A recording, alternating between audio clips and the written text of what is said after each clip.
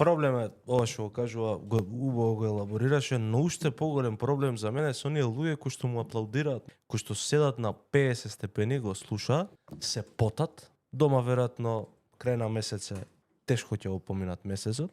И тие луѓе му аплаудираат на секојдневно отварање на фабрики, а знаат дека ги нема. Дајте бе луѓе, што правиме? Значи, тоа што тој живее во имагинарен свет, не значи дека сите ние треба да живееме во имагинарен свет. Луѓето кои што гласале за ВМРО-ДПМН се најодговорни за успесите и неуспесите кои што ги има ВМРО-ДПМН. Затоа цело време се враќам на она кажување дека вие сте им ги дале позициите, вие сте ги направиле премиери, министри, директори и така натаму. Треба да побарате нешто назад за тоа што сте им го овозможиле на нив. Тој службен автомобил со кој што се дојдени е ваш службен автомобил, платен со ваши пари. Горивото кое што е точено во тој автомобил е ваше гориво, со ваши пари платено. Обезбедувањето кое што е таму. Па веројатно и бината и столиците, веројатно и све е најдено начин како да се испумпа од буџетот, од вашите пари за да се плати. И седите таму и слушате човек кој што ве лаже. Вие сте мазохист, вие сакате да бидете малтретирани, вие сакате да бидете лажени. Зошто? Мислите дека не заслужувате повеќе?